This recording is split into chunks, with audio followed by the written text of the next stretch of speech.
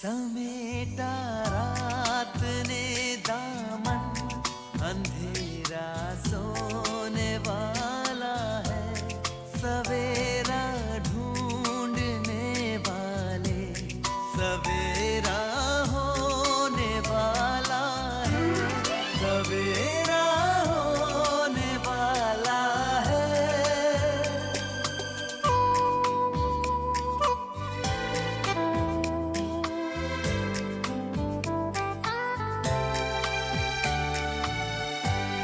खुशी छलकाएंगी किरणें, खुशी बरसाएंगी किरणें, तेरे गम की सियाही को उजाला धोने वाला है, सवेरा होने वाला है, सवेरा।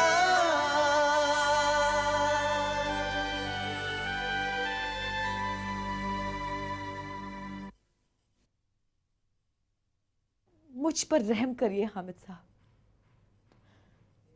मैं आपके बच्चे की मां बनने वाली हूं।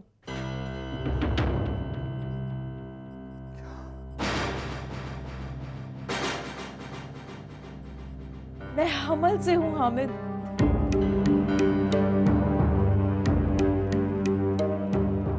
ये कैसा मजाक कर रही हो तुम? ये मजाक नहीं, हकीकत है हामिद। या अल्लाह,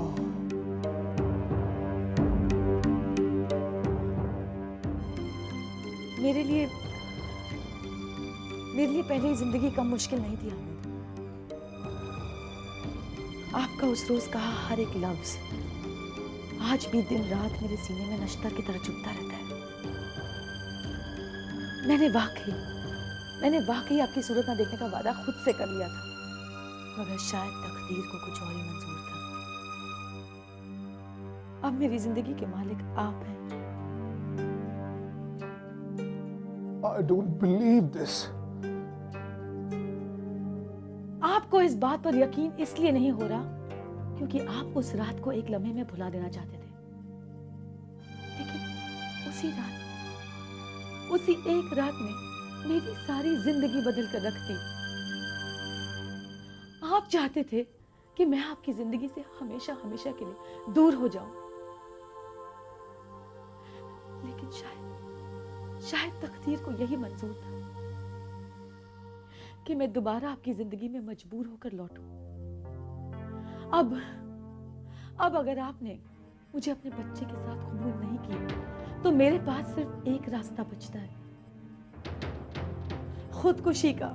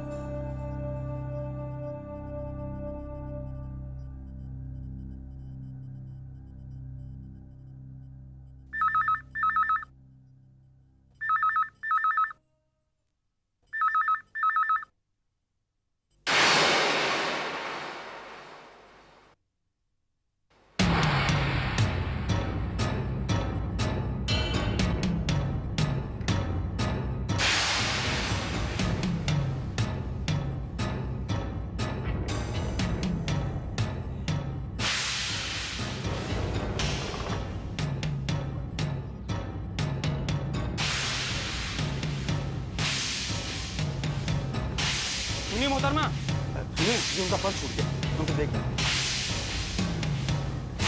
खैरिए मोहतरमा, सुनिए 1 मिनट, ये आप पर्स भूल रही थी वहां पर किसी को।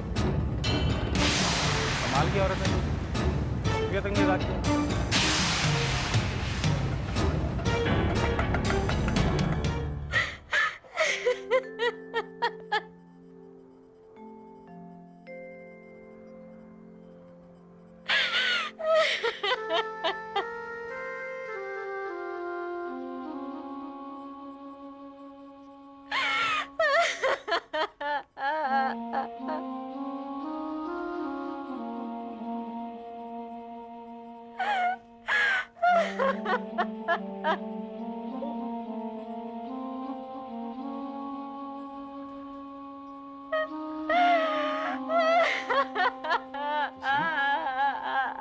तस्रीन, ये क्या है? क्या है तस्रीन?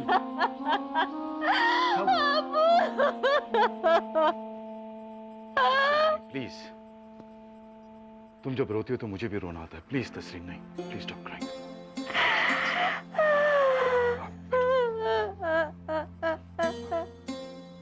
Please stop crying. कम।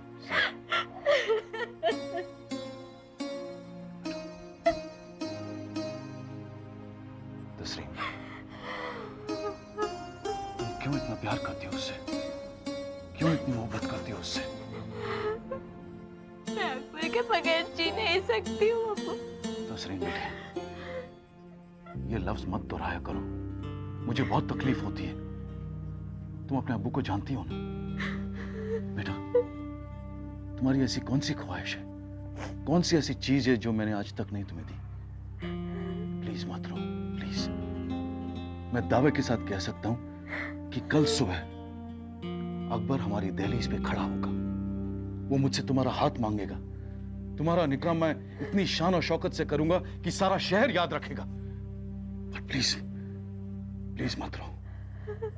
मेरे होते हुए अकबर कहीं नहीं जाएगा। वो इस घर का दामाद हर हाल में बनेगा बेटा। प्लीज मत रो, प्लीज बेटा, प्लीज बेटा, प्लीज प्लीज मत रो। अब्बू, अकबर मुझे मिलेगा ना? जरूर मिलेगा, जरूर मिलेगा ना? जरूर मिलेगा बेटा। अगर मैं चाहूंगी। नहीं बेटा, ऐसे नहीं बोलते। नहीं बेटा, प्लीज, बस बस बस, रोना बंद करो।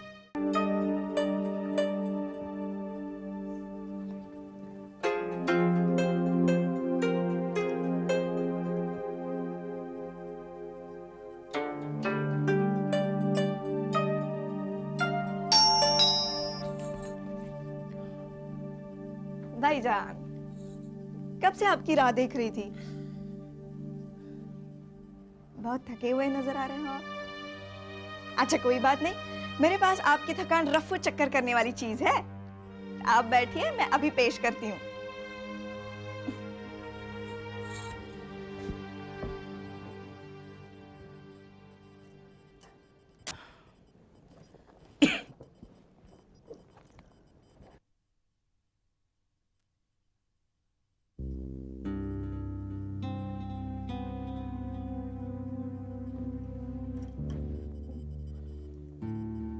क्या बात है बेटा? तू बड़ा मायूस, थका हारा और परेशान लग रहा है। कुछ नहीं अम्मी, कुछ नहीं। भाईजान, आपके लिए पानी, और ये रही आपकी थकान रफू चक्कर करने वाली चीज। खत आया है आपके लिए हैदराबाद से। रख दो, बाद में पढ़ लूंगा। भाईजान, अब मेरे और अम्मी के सामने इतना भी बनने की जरूरत नहीं। ले लीजिए, अंदर जाके पढ़ लीजिए, तन्हाई में। ज़ारा प्लीज, कहा ना रख दो। भाईजान, आप बहुत अपसेट लग रहे हैं। बेटा, तू हमसे कुछ छुपाने की कोशिश कर रहा है। ये महज आज की बात नहीं, मैं कई रोज से देख रही हूँ तू काफी परेशान रहता है। अगर तू यूं ही अपने परेशानियों पर पर्दा डालता रहा और खामोश रहा तो हम दोनों सुकून से कैसे जी पाएंगे। हाँ भाईजान, अम्मी कई दफा आपकी गैर हाजिरी में मुझसे पूछ चुकी है कि आप इन दिनों इतने अलूफ क्यों रहते हैं। बेटा, तू सुबह से निकलता है, देर रात लौटता है, पल दो पल हमारे साथ बैठकर अपनी परेशानियां भी नहीं बताता, अकेला घुटता रहता है।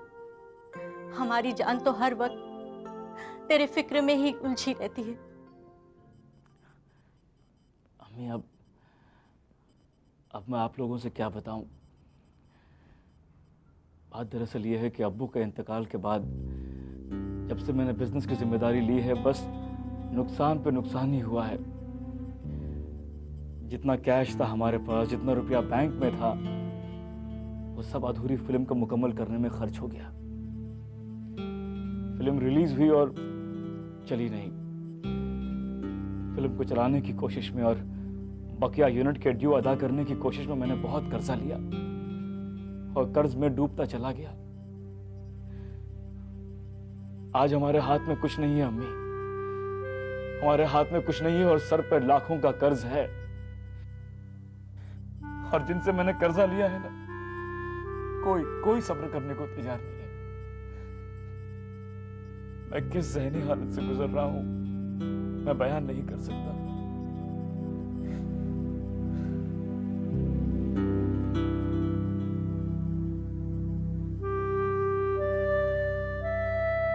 भाईजान, आप न जाने कब से इन मुश्किलात से तन्हा जूझ रहे हैं और आपने हम दोनों को कभी कुछ नहीं बताया।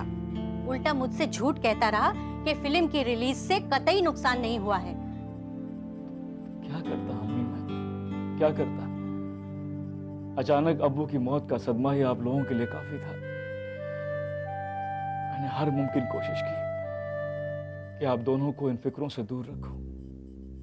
बेवकूफ कहीं का। इस तरह अकेले मुश्किलें झेलना है तो मेरे मरने के बाद झेलना। बड़ा आया हमें फिक्र से दूर रखने वाला। खबरदार जो ऐसी बात आइंदा से कही। बेटा, जमाना बड़ा खराब है। तेरे अब्बू ने कभी किसी का बुरा नहीं चाहा, फिर भी किसी ने उनकी जान ले ली। तूने जिनका कर्जा देना है वो अपनी रकम के लिए किसी भी हद तक जा सकते हैं। नहीं बेटा, हम ये जोखिम नहीं उठा सकते। हाँ भाईजान, जैसे भी हो जल्द से जल्द सबका कर्जा लौटा दीजिए। सारा यही तो परेशानी है। कर्ज लौटाने के लिए रुपया कहां से लाऊं मैं?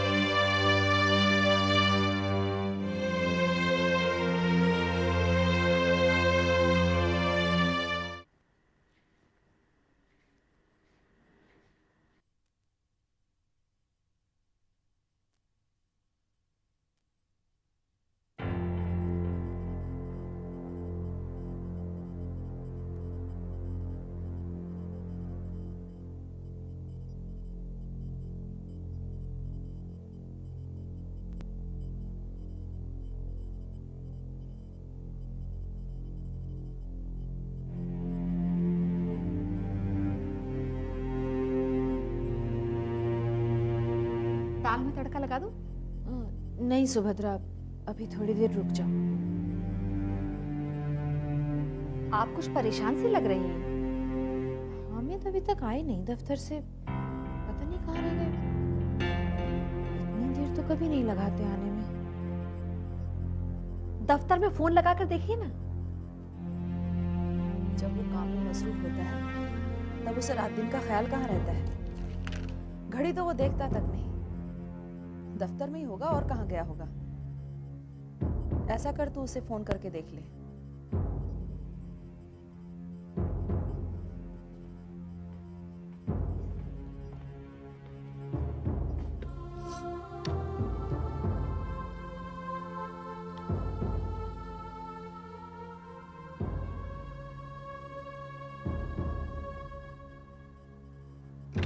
दफ्तर में तो कोई फोन नहीं उठा रहा। तो मोबाइल पर कर ले।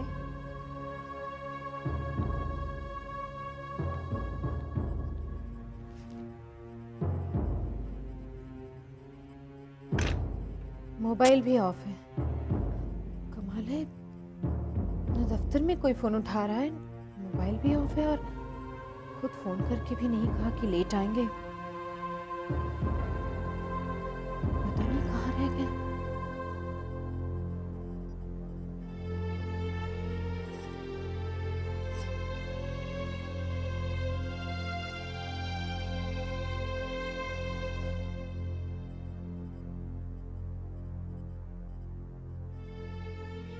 अगर मेरा अंदाजा गलत नहीं है तो हामिद कहाँ होगा इस वक्त मैं जानती हूँ।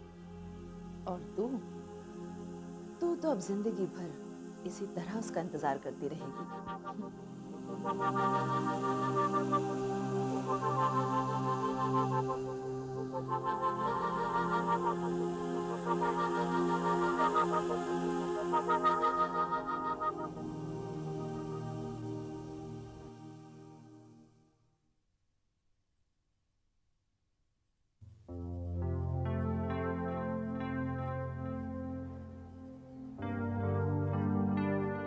नफीसा जी ने ठीक ही कहा था, एक पल में हामिद मेरी जिंदगी में लौट आएगा।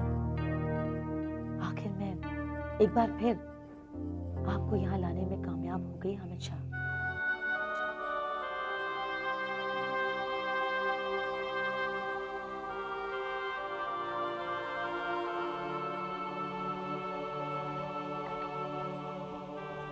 चाय।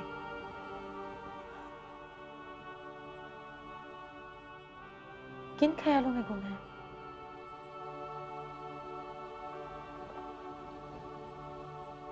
जो हुआ अच्छा नहीं हुआ शगुफ्ता। अच्छा हुआ या बुरा हुआ, ये वक्त इन सब बातों को तय करने का नहीं है। चाय पीजिए, ठंडी हो रही है।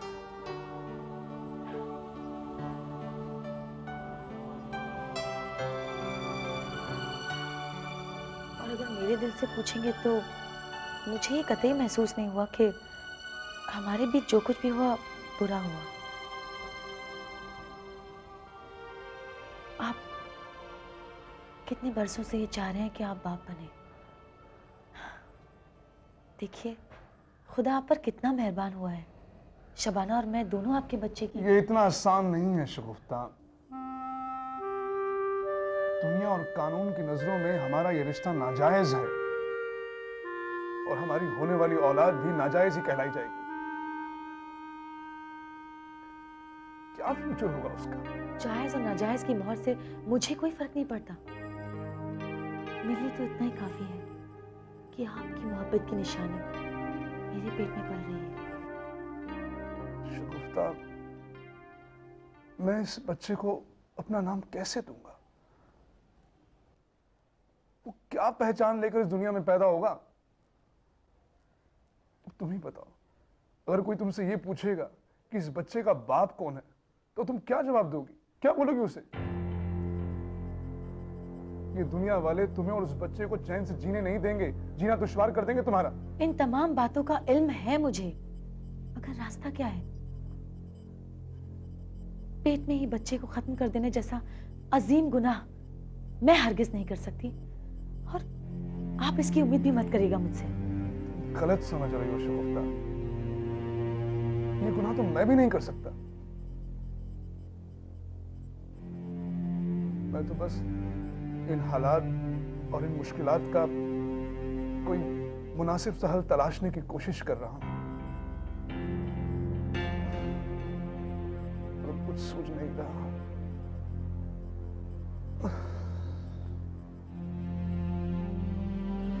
बार बार बस अपनी इस गलती पर ही अफसोस हो रहा है मुझे। नहीं हामिद, इसे गलती या अफसोस की नजरों से मत देखिए। मुझे लड़की होकर अफसोस नहीं। हामिद, मेरे अंदर भी वही एहसास, वही जज्बात जाग चुके हैं जो मां बनने से पहले हर औरत के अंदर जागते हैं। मां के लिए तो औलाद औलाद ही होती है ना, जायज नाजायज नहीं।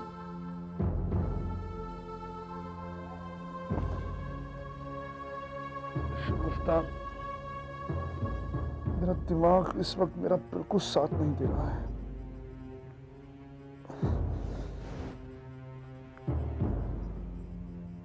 अब मेरी सोचने समझने की ताकत बिल्कुल खत्म हो चुकी है। तुम ही बताओ, अब ऐसी सूरत में मुझे क्या करना चाहिए? बस आपको थोड़ी सी हिम्मत करनी होगी। सब ठीक हो सकता है।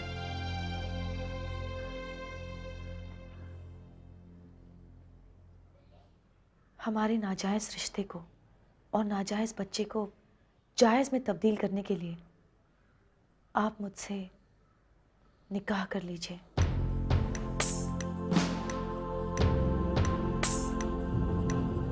एक मुसलमान के लिए 2 बीवियां रखना ना कानून की नजरों में गलत है, ना दुनिया की और ना ही मजहब की।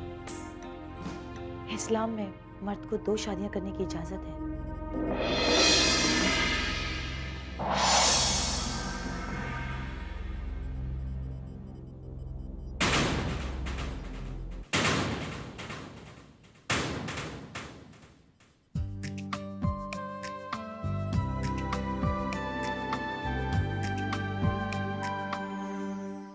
समेटा रात ने दामन, अंधेरा सोने वाला है, सवेरा ढूंढने वाले सवेरा